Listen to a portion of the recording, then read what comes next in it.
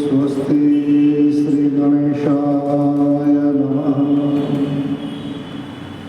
श्री सरस्वत्यै नमः। श्री सद्गुरवे नमः। ओम नमो भगवते वासुदेवाय।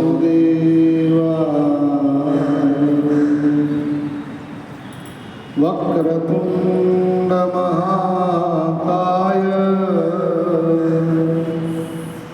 सूर्यकोटि समप्रभ निर्विघ्नं कुरु मे देव।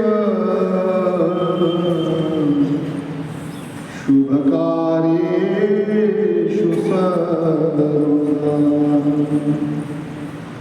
वंशी विभूषितकरा नवनीरदाभा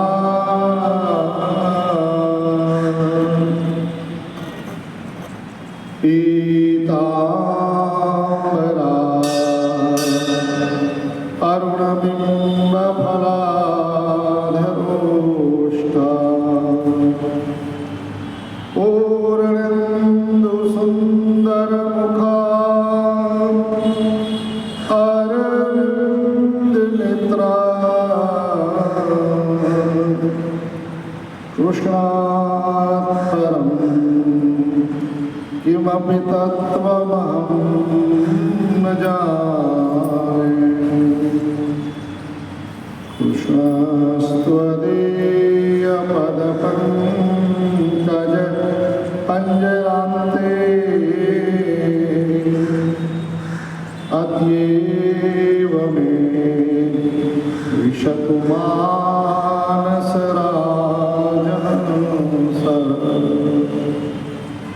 प्राणप्रयाण समये कफवात पित्तै कण्ठावरोधनविधौ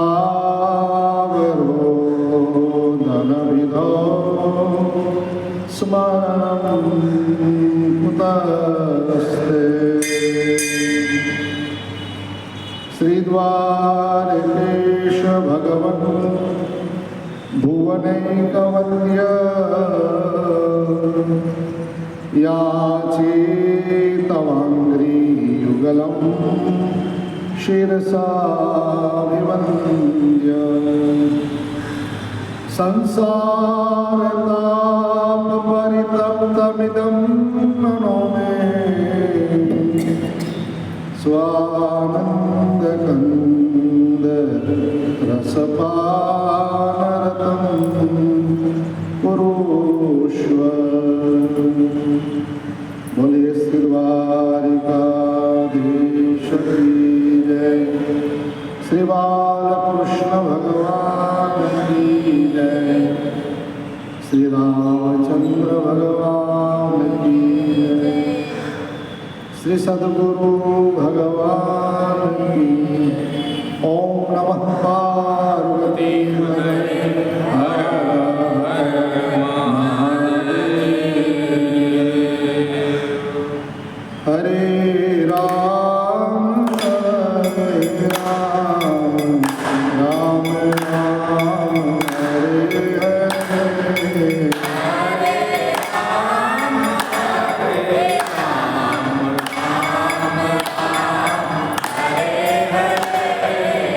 Hare Krishna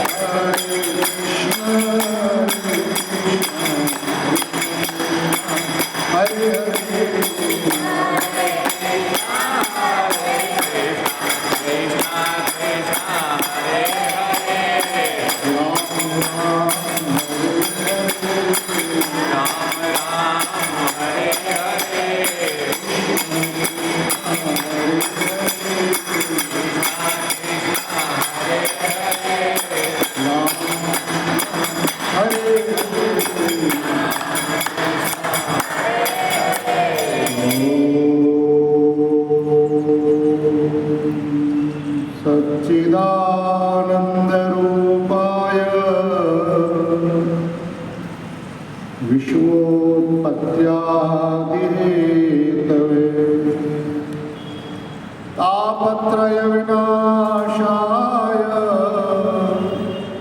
श्री कृष्णाय वयं नमः। वासुनाथ वासुदेवस्य वासितं भुवनत्रयम्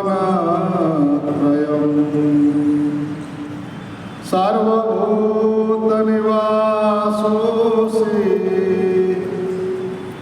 वासुदेव नमोऽस्तुते। गुरुर्ब्रह्मा गुरुर्विष्णु गुरुर्देवो महेश्वर गुरुर्साक्षात् परब्रह्म तस्मै श्री गुरवे नमः।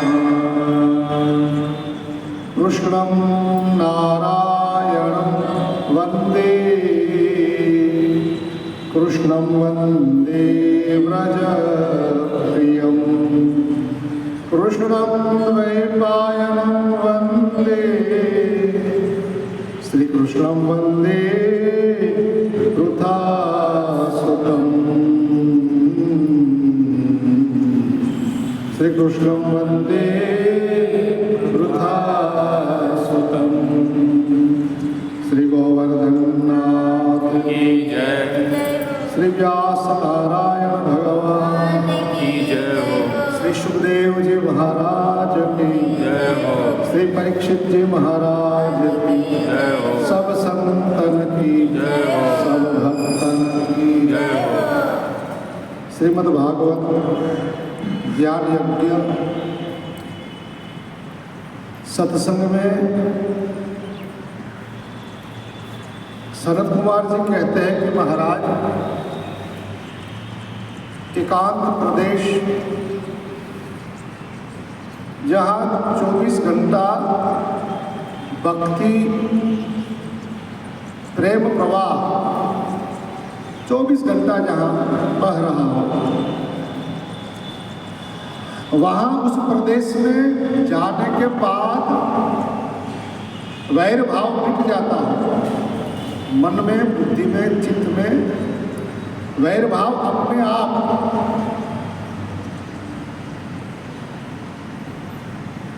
यानी दुर्गुण जो हमारे हैं वो प्रदेश में जाने के बाद हमारे दुर्गुण जो है लगभग मिट जाते हैं।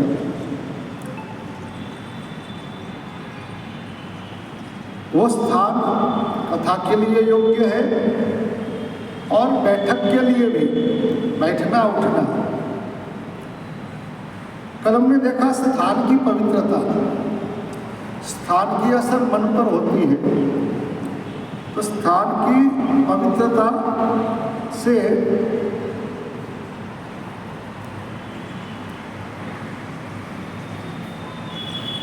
मन पवित्र रहता है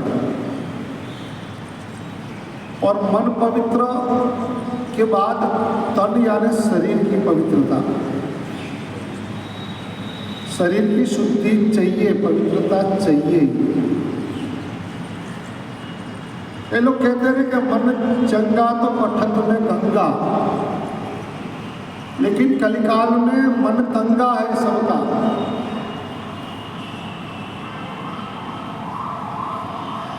चंगा नहीं है, तंगा है। एक एक सेकंड में मन की गति इतनी विपरीत गति में जा रही है, क्रोध की ओर, लोभ की ओर, काम की ओर, द्वेष, ईर्ष्या, हर सेकंड में हमारी गति विपरीत चल रही है। उसी समय हमको स्वीकार करना चाहिए। अहंकार के कारण हम अहम को पोषने के लिए और हम हमारे जीवन को बर्बादी की ओर ले जाते हैं। रावण पंडित थे, जानते हुए भी अपने अहंकार को पोषने के कारण वो अपने आप को नहीं संभाल पाया।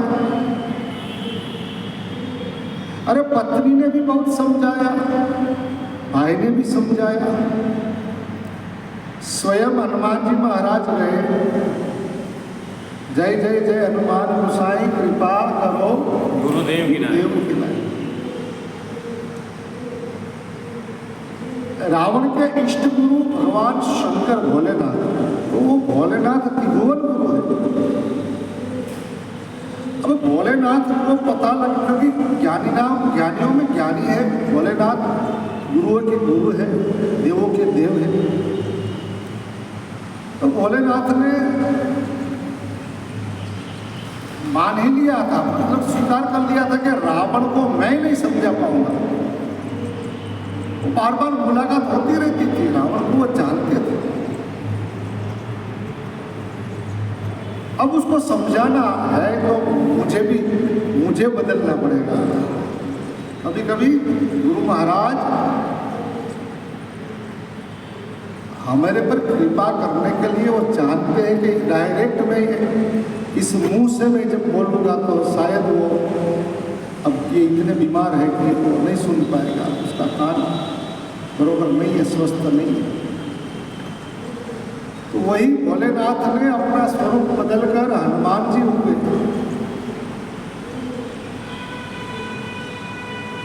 क्योंकि खग की भाषा खग ही जाने, खग की भाषा खग ही जाने। तो ऐसी तरह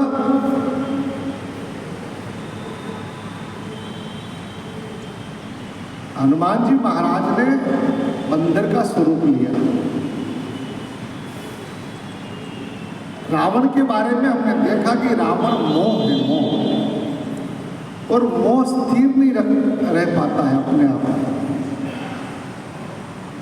जिनके जीवन में मन में मोह पैदा हो जाता है वो स्थिर नहीं रहता है, चंचल भटकता रहता है। काम के बारे में, क्रोध के बारे में, लोभ के बारे में, राग द्वेष में भटकता रहता है। उसको दिशा नहीं मिलती है, दिशाहीन भटकता है। हाँ, यदि हम अपना लक्ष्य है, कुछ दिशा हमारी तय है और हम जा रहे हैं, निकले हैं, तो ठीक है, हम पहुंचेंगे हमारा लक्ष्य। लेकिन जो व्यक्ति दुर्गुण और मोह आदि दुर्गुणों से जो अपना जीवन व्यतीत करते हैं, वो दिशाहीन है, उसकी गति नहीं है। तो मोह दशा मौली, और मोह जिन में आता है वो अभिमान बस स्वीकार नहीं करता है। तो हमारे गुरु दत्तात्रेय महाराज ने अपने जीवन में 24 गुरु से दीक्षित हुए थे। 24 गुरु। ये प्रकृति से भी हम बहुत कुछ सीख ले सकते हैं, बोध ले सकते हैं, यदि लेना चाहे तो, यदि हम स्वीकार करना चाहे तो, चिंतन करें तो, सत्संग करें, स्वाध्याय करें, तो पूरी प्रकृति भी हमारे लिए साधना मार्ग में, भक्ति मार्ग में सहाय करती है। ये पूरी सृष्टि परमात्मा ही है, परमात्मा की नहीं, परमात्मा ही है। विश्वम विष्णु। अब पूरी सृष्टि ही परमात्मा है, तो परमात्मा के कार्य के लिए जो हम निकले हैं, तो वो प्रकृति या ये सृष्टि बाधक बनेगी, हमारे मार्ग में नहीं। लेकिन यादृशी भावना यस्य सिद्धिर्भवति तादृशी, जो भावना लेकर हम चलते हैं उस प्रकार व्यक्ति को सिद्धि प्राप्त होती, उस प्रकार से सिद्धि प्राप्त होती है। यदि आपका हेतु सही है, या हेतु बगैर तो बिना हेतु घूमना भी तो मूर्खा भी है, मतलब वो कोई बुद्धता नहीं है। पूछने कल हमने देखा कि जब बच्चे को हम स्कूल भेजते हैं तो हम पूछते हैं कि बेटा बड़ा अब स्कूल जा रहा है, बड़ा होकर क्या बनना चाहता है। कुछ न कुछ लक्ष्य हमको नक्की करना पड़ेगा। तो उस अनुसार हमारी यात्रा, हमारे सद्गुरु है, हमारे सज्जन हैं, या सदग्रंथ है, या हमारा स्वयं मन है, वो उस ओर हमको ले जाएगा और उस अनुसार हमारी गति होगी।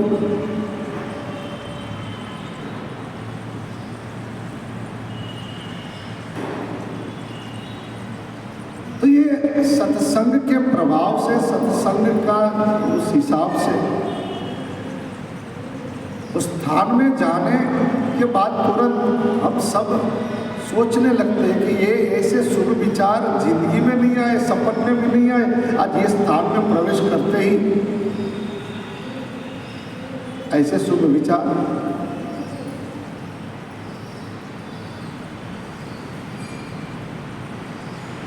और मन कृष्ण है, मन कभी दुर्विचार की ओर जा ही नहीं सकता है। कृष्ण ले नहीं जा सकते कभी भी हमको, हमारी दुर्गति हो, क्योंकि इंद्रियाणा मनश्चास, ये इंद्रियों में मन भगवान कहते मैं ही हूं। और कृष्णम वंदे जगत गुरु, भगवान कृष्ण गुरु है। लेकिन यदि हम उनकी सुने तो अब हम न सुने और हम हमारे हिसाब से हम चलते रहे कि हम ही स्वयं गुरु, हमारे कोई गुरु ही नहीं। गुरु बनाए बिना आप गुरु बन नहीं सकते। सीधी सी बात है, हम जानते हैं, समझते हैं, लेकिन मोह के कारण हम उसको स्वीकार नहीं करते हैं, इसलिए दुर्गति होती है। मोह है वही कारण, मोह सकल व्याधि न कर गुण। हरेक समस्या, हरेक दुख, हरेक प्रकार के जो शोक है, उसका मूल कौन है? मोह। मोह है वही कारण। मोह यानी केवल भ्रम, मोह यानी केवल भ्रम। जो नहीं है वो सही हमको लगे, जो झूठ है वो हमको सही लगे, वो मोह। और असल में जो है उनको हम स्वीकार न करें या उसको हम झूठ समझे। जो सत्य है, जो सही है, तो ना समझ। और इसलिए ये मोह के कारण होता है। लोग कहते हैं कि हम सही है, हम बरोबर है, तो हमको लोग परेशान क्यों करते हैं या हमारा विरोध क्यों करते हैं? उनका दोष नहीं है, आपका भी दोष नहीं है। आप भी सही है अपनी जगह पे और वो भी सही है अपनी जगह पे। अब जिनको पीलिया हो गया होता है, पीलिया रोग, उनको पूछो आपको कैसा दिखता है, वो कहेगा पीला ही दिखता है। आपको पीलिया नहीं है मानो, तो आप कहेंगे नहीं नहीं नहीं यार पीला कहाँ है, ये तो सफेद रंग का पहना। वो कहता नहीं पीला पहना, तो होगा क्या? दोनों में झगड़ा ही होगा। वो अपने दोनों अपनी जगह पे सही है, लेकिन जिनकी आंख में जो पीलिया हो, जो रोग हो गया है, मोह रूपी रोग जो हो गया है, तब वो झूठ को भी सही मान लेता है। और वो सही है तो वो तो सही कह रहा है और सही मान रहा है, तो सही बात होगी। और फिर वो दुखी हो जाए क्यों ये मैं सही हूँ फिर भी ये क्यों विरोध कर रहा है? तो जो सही आदमी है और सही आदमी का कोई विरोध करने वाला है, तो उनको समझ जाना चाहिए कि इनमें कुछ न कुछ फॉल्ट है, यहाँ तकलीफ है, इनको कुछ न कुछ रोग है। अब हम जोर जोर से बोले, सामने वाला मान लो के कह के मैं क्या करता रहे, तो आप ऐसा मत समझना कि मेरी बात सुनना नहीं चाहता है। उसको पूछो भाई तुझे सुनाई देता है, तुम तुम्हारी मत चालू रखो, उसको पूछो मुझे सुनाई देता है, तो आपकी चालू रखोगे तो फिर। हमारे काठियावाड़ में कथा की कथा हुई, प्रवचन कथा शुरू हुआ, मतलब पूरा पंडाल खाली, लेकिन एक बुजुर्ग खब्बे के टेके से वो बैठे थे। कथाकार को लगा चलो एक कथा शुरू करो, और कथा करी 1-1.5 घंटे तक। और वो दादा ऐसे बार वो हिले थे। तो ये कथाकार को लगा कि दादा बराबर कथा सुनने मजा आ रही है दादा को। थोड़ी देर हो तो थोड़ा कथा कर 1-1.5 घंटे तक कथा करी। उसके बाद कथाकार उठे और दादा को मिलने के, दादा धन्य हो आप बहुत भाग्यशाली हो कि आपको कथा, और आप कथा बरोबर, मतलब मैं देख रहा था बरोबर आपको कथा समझ में आएगी, बरोबर कथा। तो दादा बोलता है कि मैं सुनता नहीं हूँ। आप सुनते नहीं थे तो फिर ये ऐसे क्योंकि मुझे लकवा है, पैरालिसिस, तो थोड़ी देर मैं अपने आप को रोक नहीं पाता हूँ, अपने आप ये अपने आप मतलब मैंने पैरालिसिस की थोड़ी असर है, इसलिए कथा कर गए यार ये तो 1.5 घंटा, तो बिना समझ बिना उस आप मेहनत करो तो थक जाओगे।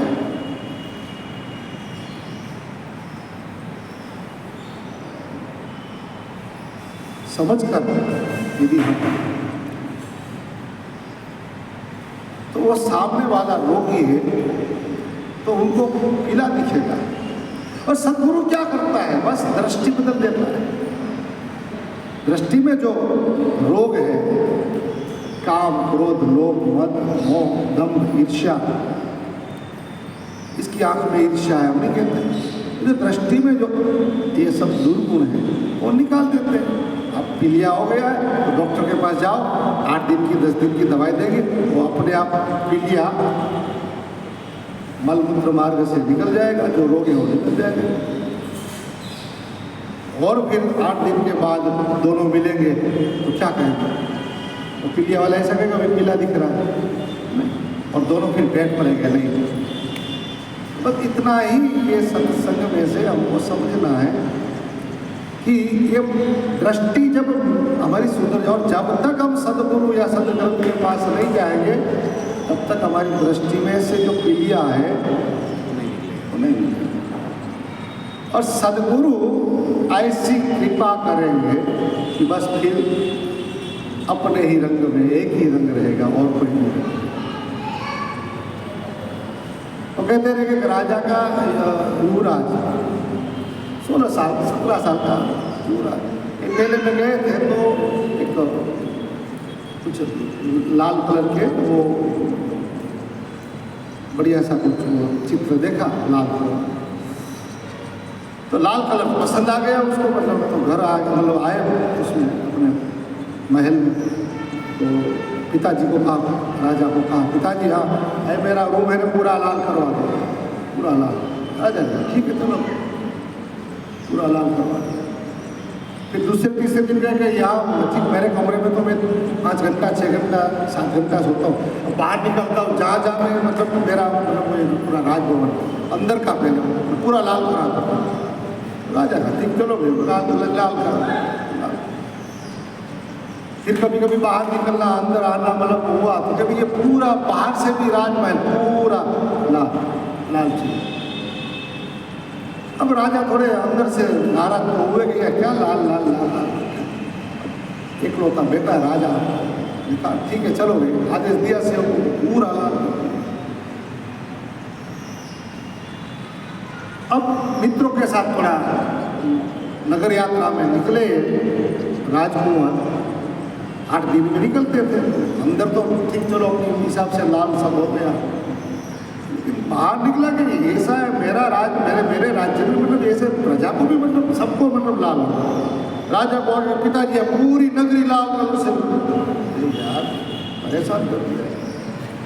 अब जीत लिया, अब क्या किया जाए, शाम तक सोचा और शाम के टाइम कहते हैं कि एक संत आए राजा के दरबार में और वो संत ने देखा राजा ने भाव सुनिए, स्वागत किया, प्रणाम किया, महाराज आओ बैठो, बैठ। और राजा के चेहरे में चिंता देखी, उदासीनता देखी, तो संत ने पूछा खाते चिंता बली ऐसी, कौन चिंता में तू घेरा है भाई, कौन सी चिंता? महाराज जाने लगा, लेकिन क्या बात आप बताओ तो पता चले। अरे महाराज ये मेरे राजकुमार ने आज मतलब 15-20 दिन से हैरान कर दिया, क्या हुआ? अगर बस लाल लाल लाल, पहले उसका कमरा लाल करवाया, फिर बाहर फिर अंदर, फिर अपना राज। अब कहता पूरा हमारा नगर लाल कलर से कर दो, परेशान हो गया हो। बस इतनी सी बात। आप अब लाल ही करना, हाँ तो क्या एक काम करो, लाल कलर का चश्मा ले आओ।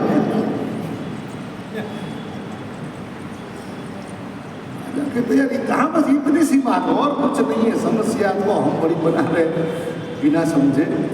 तो जब भी वो लाल चश्मा ले आए और कहा राजा गोलकाल वो कहा ले भाई पहन लिया, सब जगह लाल लाल। वो तो नाचने लगा, वाह मजा आ गया।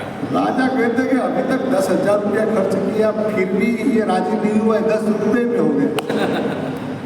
संतों के पास जाओ, कुछ नहीं करना है, बस बैठ जाओ, इतना ही, बस चश्मा लगा देते हैं। आपको जो आपको जो चाहिए, आपकी जो चीज़ है उस अनुसार ही आपकी जो रुचि है और आपकी जो जिज्ञासा है उस जिज्ञासा के अनुसार, ये शास्त्र में सब कुछ है। हाँ,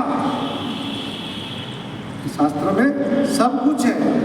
जैसे हम शादी में जाते हैं और जैसे कैटरर्स वालों ने बड़े बड़े प्रोग्राम होते हैं वहाँ जाते हैं, वहाँ सब मतलब 50 मिठाई के वो होते हैं और उस समय आप जाते देखते हैं यार यहाँ तो मेरी भी मिठाई है, खुश हो जाते हैं।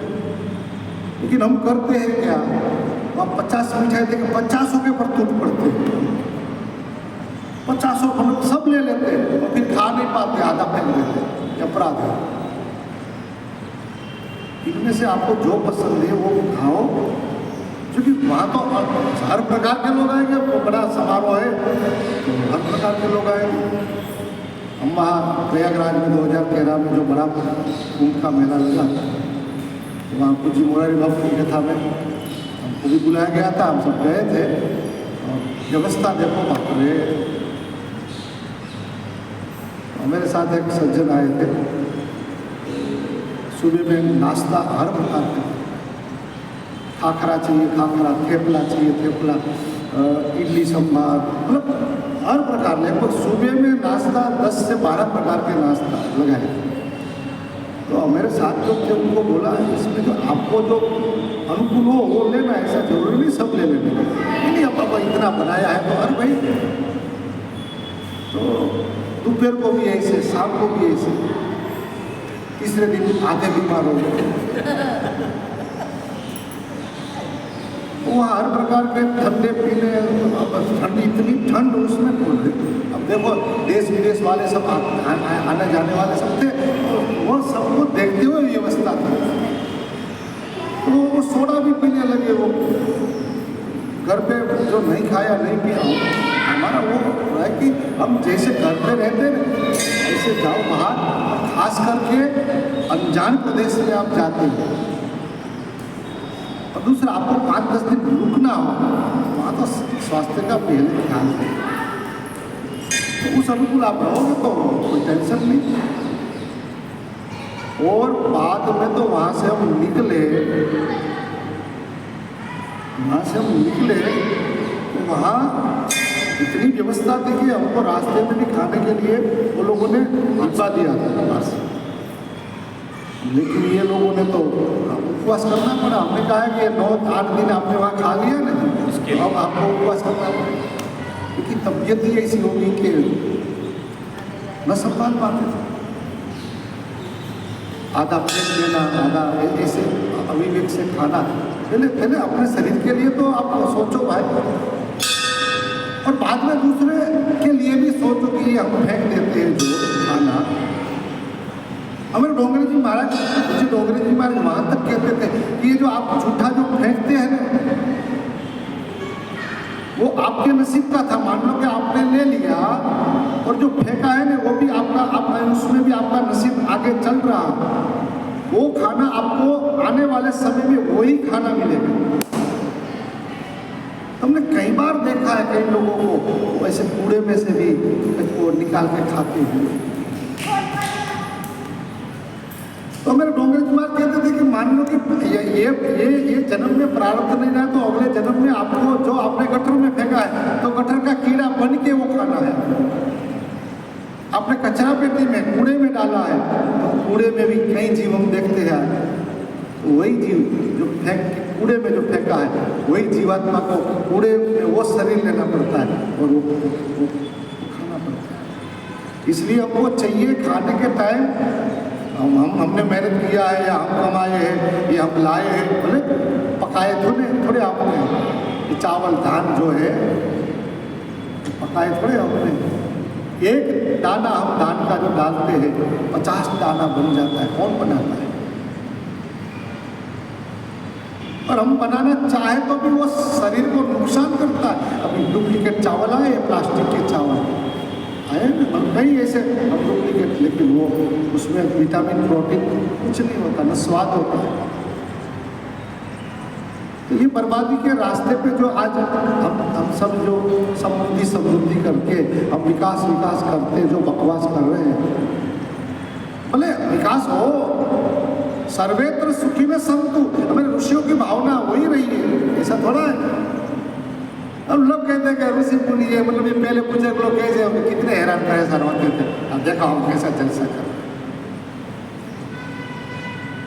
लेकिन आज तक के इतिहास में हमारे बुजुर्गों ने ऐसे इतिहास में लिखा गया कि ये बिना पंखे रहने वाले बुजुर्ग लोग उस समय बोल रहे थे कि यार मर गए हम, अरे यार अब मर गए। नहीं, वो व्यवस्था उस समय की व्यवस्था थी। हम वो समय में गुजरे, हमारे घर में पंखे भी नहीं थे, लेकिन फिर भी आजू बाजू में इतने झाड़ उगाया करते थे। और थोड़ा मकान का भी ऐसी व्यवस्था थी, सीमेंट के मकान नहीं थे, मिट्टी के मकान। और वो भी किस प्रकार की मिट्टी, जैसे अब मुल्तानी मिट्टी अब जैसे भीगी होती है तो जैसे ठंडक देती है ना, ऐसे हर गांव में हर उसमें डूंगरे में ऐसी मिट्टी, हाँ सफ़ेद मिट्टी, और सफ़ेद मिट्टी से आज जो आप कलर करते हैं ना, हम ढोल बोलते थे, एकदम सफ़ेद, 2 दिन भिगाया बिना पैसा, मतलब और बिना नुकसान। हम लोग भी छोटे छोटे थे, ऐसे कपड़े से वो लगाते थे हर दीपावली मिट्टी। और वो किस प्रकार की मिट्टी से मकान बनता था, जिस प्रकार वो गर्मी में वो ठंडक दे और ठंड में गर्म हो जाए, वो अपने आप कुदरत। इतना बड़ा साइंस था, ऐसा साइंस उस समय भी था। और वो बुजुर्गों ने अभी हाँ कहीं बोला होता तो वो लिखा जाता, इतिहास लिखने वाले तो बुद्धिशाली तो हाँ, लेकिन उस समय शतम जीवे मशरत, 100 साल तक नाखून में भी रोग नहीं होते। और खाने पे जब बैठते थे इतनी मौज से खाते, हम डरे खाते, हाँ सब कुछ खाना है, सब कुछ है। उस समय उड़द की दाल रोटी ही थी, मिर्ची के लिए भी कभी कभी, लेकिन ऐसी मौज से खाते थे, खाना बैठते थे पूरा स्वाद और पूरा। आज हम है सब कुछ, लेकिन डरे खाते। मैं तो कहता हूँ जब तक आपको डायबिटीज नहीं हुई तब तक तो प्रेम से मिठाई खाओ, रोज थोड़ा प्रसाद के रूप में भी खाओ, क्यों डरते हो? डायबिटीज से वो नहीं खाते तो हम समझे, चलो स्वीकार करें, लेकिन जिनको नहीं हुई वो देखिए वो ना हो ना, इसलिए। लेकिन ये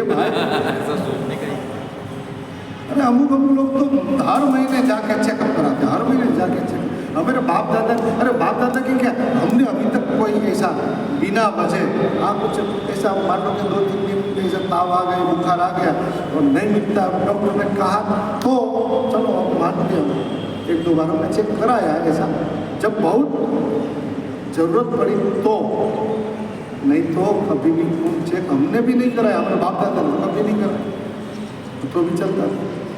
आजकल डरे हैं, कारण क्या है? डरता कौन है? जो मोह के कारण, जो गलत रास्ता, गलत लक्ष्य, गलत यात्रा पे जो चलते हैं, ऐसा शास्त्र कह रहा है। यदि हम है तो हमको उस विषय में सोचना चाहिए, हमको भीतर से हमको सोचना चाहिए कि ये महापुरुष आज भी जीने वाले ऐसे निर्भीक है, महापुरुष लोग निर्भीक है। जब भोजन पे बैठते तो मौज से वो भोजन भी पाते हैं।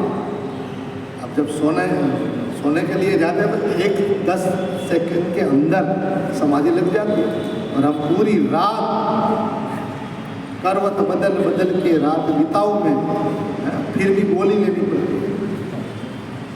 हमारा जन्म भी गोली से, हमारा जीवन भी गोली से, और यदि फिर भी संभले नहीं, हमारे कर्म, हमारा धर्म हमने नहीं संभाला तो मरना भी गोली से।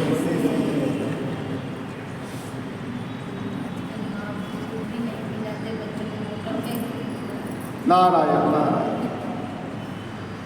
हॉस्पिटल से होटल, हॉस्पिटल से hotel via, hospital to hospital via hotel.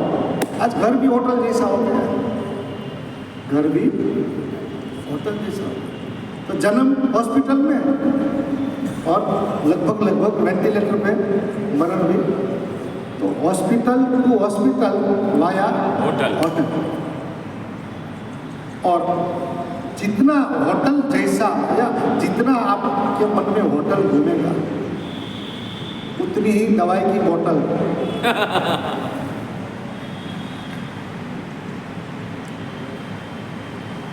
तो महाराज ये सब मोह के कारण, और ये मोह कौन मिटाता है? तो सदगुरु की बात यदि हमने मान ली। मंदोदरी ने भी समझाया, विभीषण जी महाराज भी आए सगे भाई समझाने। अब चलो, अब कभी कभी क्या होता है, घर की मुर्गी दाल बराबर, ऐसा कुछ जो हमारी कहावत कुछ है, जो अपने वाले को हम नहीं लगभग नहीं समझा सकते। पूरी दुनिया सुन सकती है, लेकिन हमारे नज़दीक वाले जो होते हैं वो नहीं सुनते। यदि वो सुन लिया तो उनका कल्याण होता है, लेकिन लगभग ये होता है हर एक जगह। इसलिए हम कहते हैं कि वैद्य का खाट ले, हमारे गुजरते में क्या वैद्य ना खाट ले। और डॉक्टर पूरे गांव की दवाई करते हैं, सबके खटले मिटाते हैं, लेकिन वो अपने घर में तो खटला 24 घंटा रहता है। मतलब अपने घर में ही घर के वाले ही दर्दी रह जाते हैं। तो मंदोदरी ने समझाया, भाई ने समझाया, और कभी कभी नाना जो थे उनने भी समझाया। लेकिन बाद में स्वयं शंकर भगवान त्रिभुवन गुरु उनकी भाषा, खगी भाषा खगी जाने, कहने का मतलब रावण को उनकी भाषा में समझाने के लिए हनुमान जी महाराज आए। जो अंदर तोड़ फोड़ विचारों में जो होती है, तोड़ना फोड़ना, तोड़ लूटना। अंदर क्या चल रही थी रावण के दिमाग में 24 घंटा समझाने के बाद भी अंदर क्या चल रहा था? यहाँ अंदर की वृत्ति बदलना है गुरु महाराजों को। इसलिए हनुमान जी महाराज आए तो पहले क्या किया?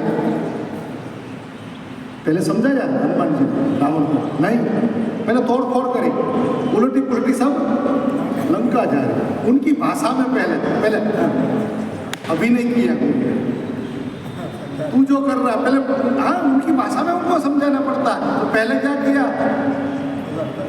देखो ये है परिणाम, ये आने वाला, देख ले समझ। और फिर बाद में सभा में गए ना, हनुमान जी बाद में सभा में गए और फिर प्रवचन शुरू किया, लेकिन वहाँ भी नहीं माने, पत्थर पे पानी।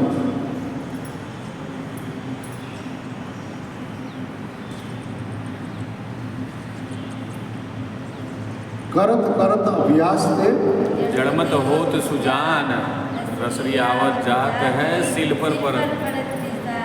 महाराज यहाँ तो वो भी सफल नहीं हुए। कबीर महाराज कहते हैं कि मान लो कि करत अभ्यास से मूड हो सुजान। सज्जनों के पास आप यदि अभ्यास करते रहेंगे, ये सत्संग का अभ्यास, सदग्रंथ का अभ्यास करते जाएंगे तो मूड भले हैं, लेकिन वो भी सुजान हो जाता है, वो भी ज्ञानी हो जाता है। जैसे बार बार रस्सी आती जाती रहती है पत्थर से, अब तो पत्थर भी नहीं रहा, रस्सी भी नहीं रही, पत्थर को जड़ दिया। और पहले तो पानी के लिए वो जाते थे हम रस्सी से, हमने खींचा है वो पानी, हमने देखा है। वो भी वो हो जाता है। कठिन से कठिन वस्तु में भी आप बदलाव चाहते हो तो बदलाव आ जाता है। तो हम इतने तो कठिन नहीं है, तो मूड हो ही सुझा। लेकिन यहाँ रावण के सामने हनुमान जी महाराज ने कितना भी ज्ञान की बात करी। अतुलित बलधामम हेम शैलावदेहम धनुजवन कृशानम ज्ञानिनामग्रगण्यं सकल गुण निधानम वानराणामधीशं रघुपति प्रिय भक्तम वातजात तं नमामि। रावण और हनुमान जी में फर्क क्या था? कोई फर्क नहीं था, देखने जाएगा। क्यों? ये जो पहली बात जो बताई श्लोक में 3 तक की, अतुलित बलधाम, पूरे कैलाश को उठाने वाले अतुलित बलधाम। हेम शैलावदेहम, कहते हैं कि सुबह में सुमेरु की तलहटी में जब वो खड़ा रहता था ऐसे सीना, और कहते कि हाथियों को मदिरा पिलाई जाती थी और वो हाथी को ऐसे मतलब सीने से उसको कराते थे रावण। अतुलित बलधामम हेम शैलावदेहम धनुजवन कृशान ज्ञानी नाम अग्रगण्यम। उस समय ज्ञानियों में पंडित प्रकांड सकल गुण निधानम, यहाँ से अब थोड़ी उसकी सकल गुण निधानम नहीं थे वो हमारा, सकल गुण निधानम वानराणाम अधिशम। और सबसे महत्व की बात, हनुमान जी और रावण में फर्क क्या था? कि हनुमान जी राम जी को रघुपति प्रिय भक्तम, वो राम जी का प्रिय भक्त थे। रावण क्या थे? राम जी के भक्त भी नहीं थे, वैर शत्रु थे, सबसे बड़े वैरी। इतना फर्क था। और वो फर्क बताने के लिए भगवान शंकर हनुमान जी बने और वो गए। तो सदगुरु दृष्टि बदल देता है यदि हम चाहे तो। और हनुमान जी महाराज गए, लेकिन रावण ने नहीं चाहा, वो चश्मा पहनना ही नहीं चाहा, उल्टा वो और मस्ती किया। और हनुमान जी महाराज भी बना नहीं पाए काल में। एक चश्मा बनाना नहीं, यहाँ तो 10 चश्मा का सब मैच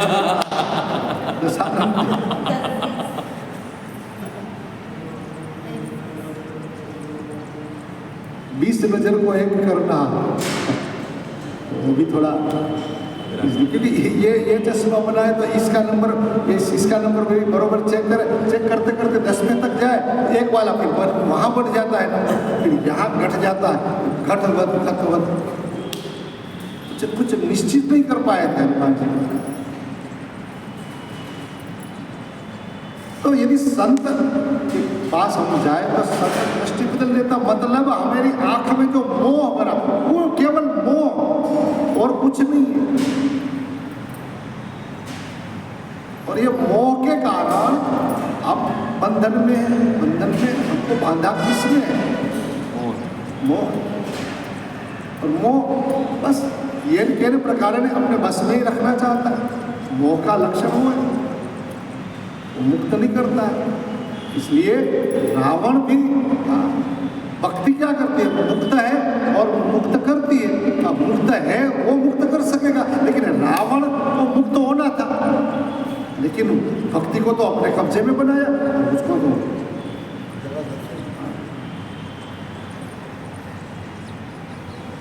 तो हम जो चाहे वो हो, और वो रावण बनाया। सब चीज हम चाहे वो नहीं हो सकता है संसार।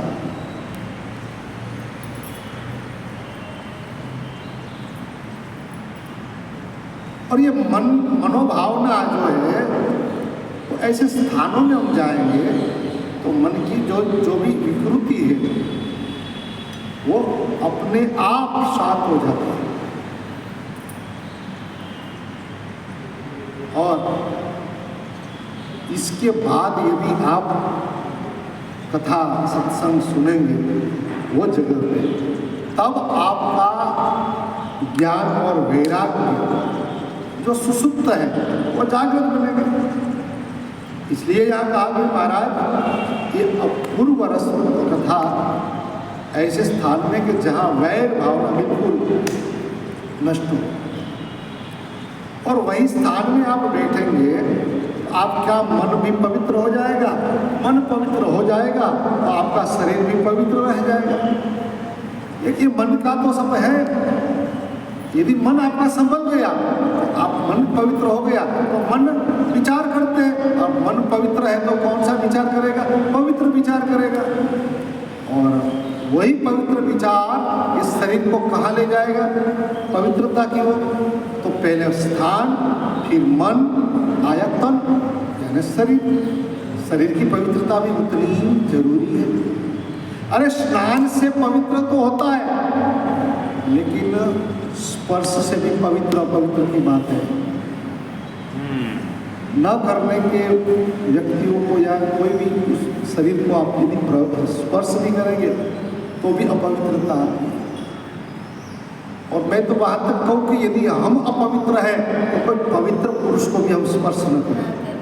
यदि हम जानते हैं कि हम अपवित्र हैं, हमारे विचार, हमारे शरीर, हम इधर उधर कहीं भी, हमारे शास्त्र, हमारे यही भारतीय परंपरा, इसलिए तो हम महान है, संस्कार से महान है। भारत की समृद्धि संस्कार है। वैसे हरेक के जीवन, मनुष्य के जीवन में संस्कार ही तो आभूषण है। यदि आप दान दे रहे हो, आपके पास संपत्ति है, यदि इन हाथ से आप दान दे रहे हो तो दान ही आभूषण है हाथ का। बाकी कितना भी आपने पहना है, सोना चांदी, हीरा मारे, लेकिन वो हाथ से यदि दान नहीं दिया तो हाथ आपका। इस गले, कंठ, भाषा और आवाज जो आपको भगवान ने दिए, उस आवाज से यदि आपने स्तुति लगाई, इसलिए भागवतकार कहते हैं वाणी गुणानुकथन है श्रवणो कथाया। हे भगवान, मेरी वाणी आपका गुणगान सदैव करता है, और ये हमारा कान सदैव आपकी कथा सुनता है।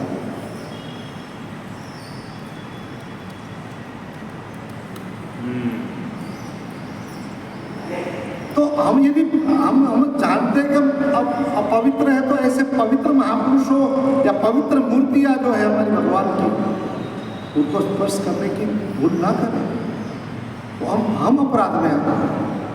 ऐसा शास्त्र वचन है।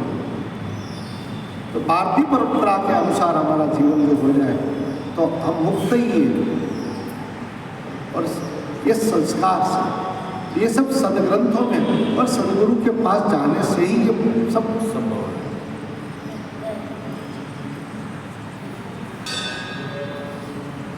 तो महाराज, तन की पवित्रता, क्योंकि वो भी हमको उन शरणों में सौंपना है।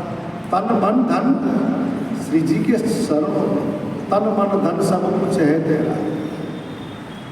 तो मन के विचार यदि आपके सही रहे तो आप सही जगह पे जाएंगे, पवित्र जगह पे, तो आप अपने आप को संभाल पाएंगे। शरीर मतलब पवित्र हो जाएगा, तन भी पवित्र रह जाएगा, और तन की ऊर्जा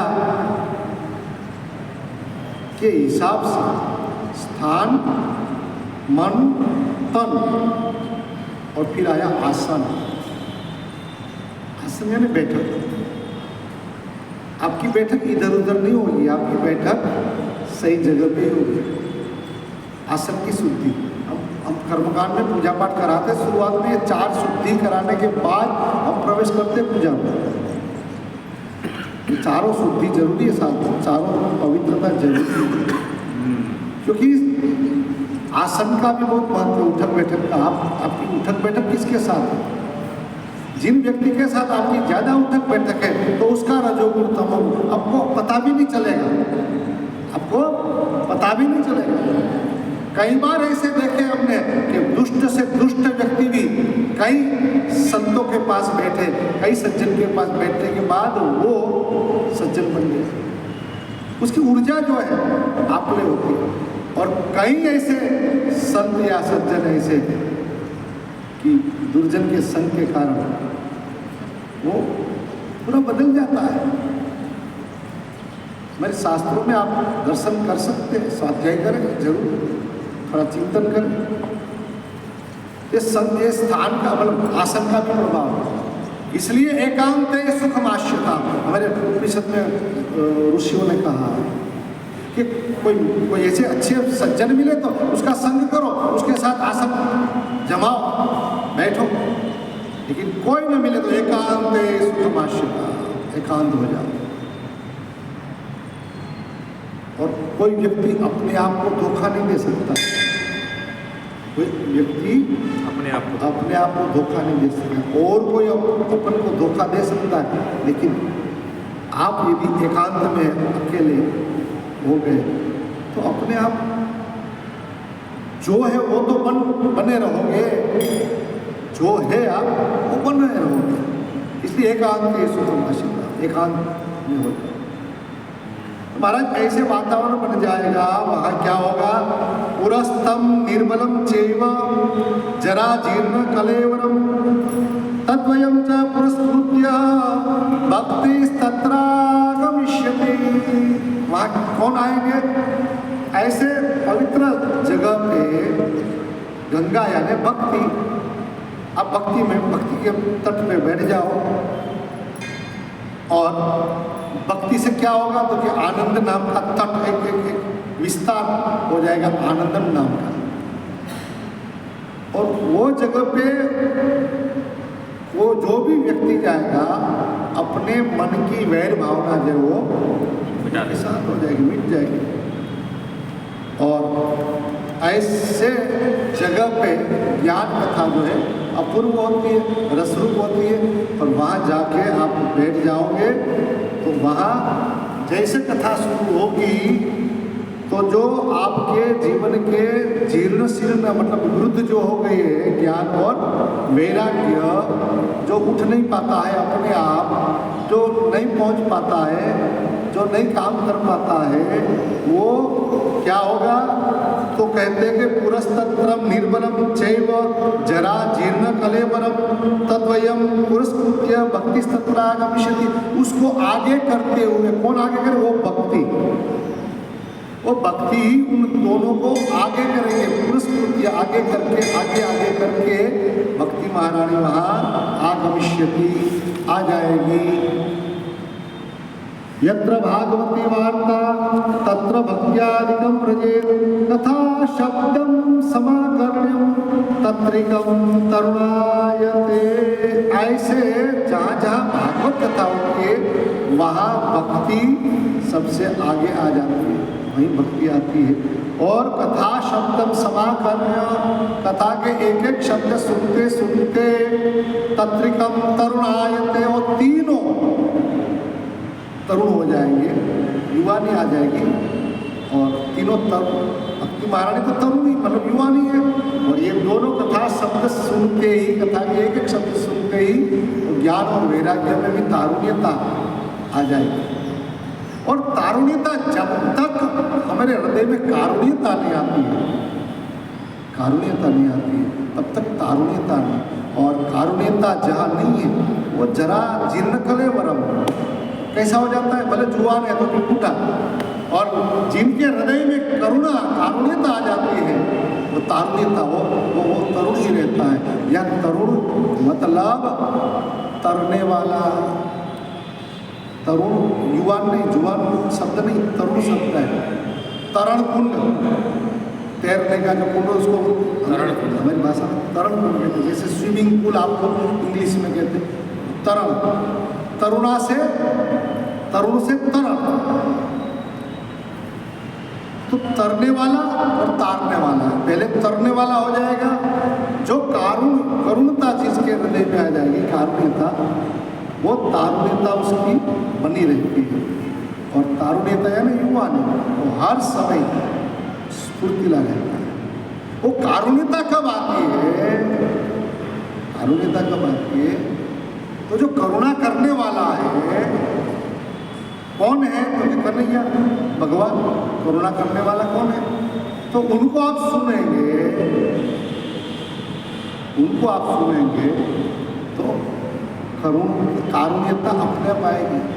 हे करुणा ना करनारा तारी करुणानो कोई पार नहीं। हमारे गुजरात में भजन है, संत कहते हैं, कवि कहते हैं, हे करुणा ना करनारा तारी करुणानो कोई पार नहीं। हे विश्वना गणनारा, विश्व बनाने वाले हैं परमात्मा, करुणा करने वाला, तेरी करुणा का कोई पार अपार है, करुणा का सागर है। मैं तो पाप करा छेवा, हूँ तो भूलो करवी सेवा। मैंने इतने पाप किए प्रभु, मैं तेरी भूल गया सेवा करना।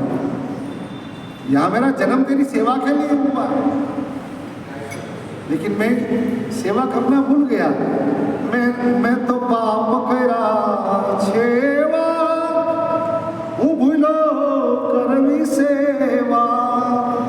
ए भूलो ना भूलनारा, तारी करुणा नो कोई पार नहीं। ए करुणा ना करनारा, तारी करुणा नो कोई पार नहीं है। ऐसी करुणा करते हैं, ऐसी करुणा करते हैं कि हम उनको भूले, हम हमारा कार्य भूले, लेकिन वो अपना कार्य न भूले। जो भी प्रकृति मतलब जो चला, मतलब कुदरत जो भी प्रकृति चला रहे, उसमें न कमी होती है न ज्यादा होता है, न देर होता है न जल्दी होती है।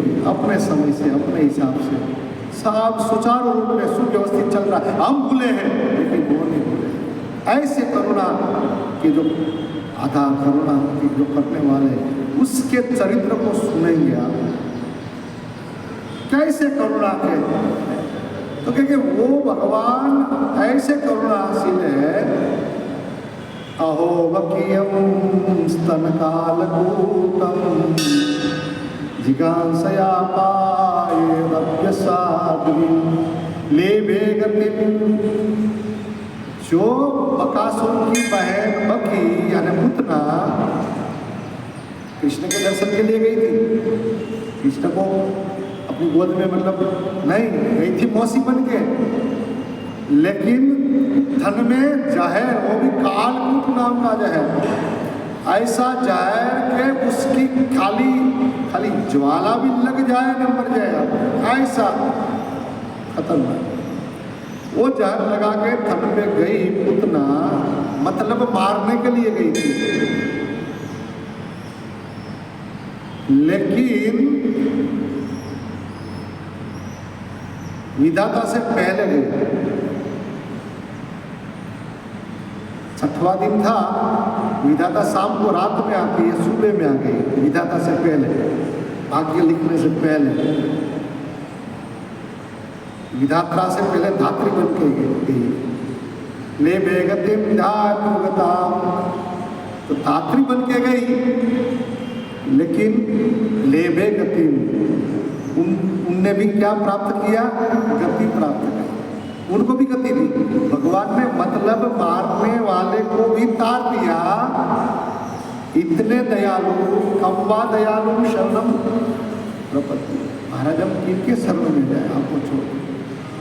ऐसे करुणा निदान के शरणों में हम जाएंगे, ऐसी कथाओं को सुनेंगे।